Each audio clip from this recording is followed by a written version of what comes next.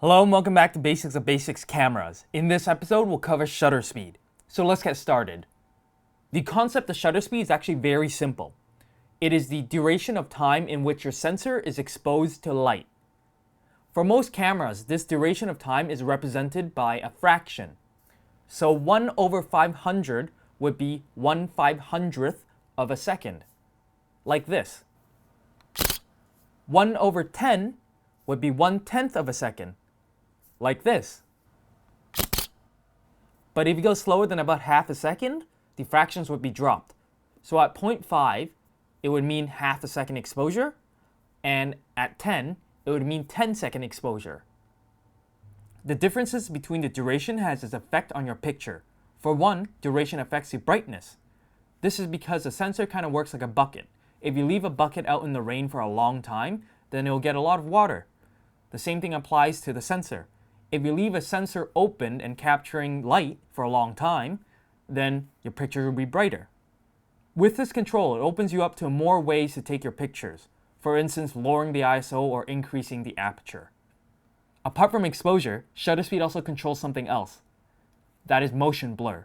For most, when they mention motion blur, they mean the blurriness that occurs when you take pictures of a moving subject. However, motion blur can also be applied to camera shake or camera motion. This is because motion blur occurs when the light coming off your subject does not hit the same spot of the sensor for the entire duration of the exposure. So here's an example. This is a ball being dropped, or moving basically, in motion. As you can see, the ball is just a blur. This is because when the sensor first opened, the ball is at the top of the frame, and by the time it closed, the ball is at the bottom. But if we increase the shutter speed to something very fast, the ball has no time to go anywhere in that short duration. So this results in a sharper image of the ball. Now that we explained taking pictures of moving subject, what about camera shake? Well, the same principle applies. This is because the motion is relative to your camera and the subject.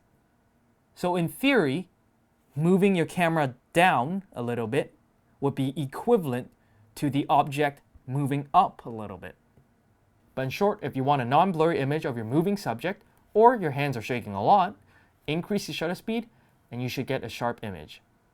The explanation so far has been about things that move. So what about things that don't move, like landscape and stationary objects?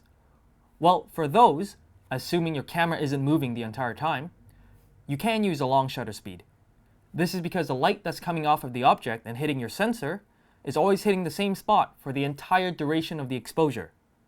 This means that for stationary objects, you can lower the shutter speed and give you more option to adjust the aperture and ISO while keeping a good exposure. Now that you know about shutter speed and relative motion, you can actually pull off some interesting effects. For instance, long exposure is how you get the light paintings, or light streaks. An effect you can do with relative motion is to lower your shutter speed, but follow the motion of your subject with your camera. This way, your subject and your camera, because they're relative, will look like it's not moving.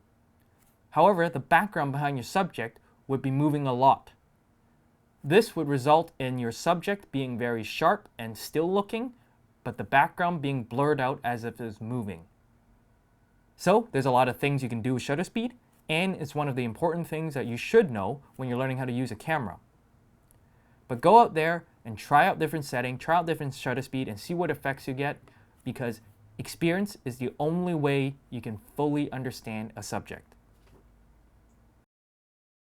If you like the video, consider subscribing and leaving a thumbs up. If you have any questions, comments, or feedback, leave it in the comments below. I read all of it. And that's it, and I'll be back with a new video very soon.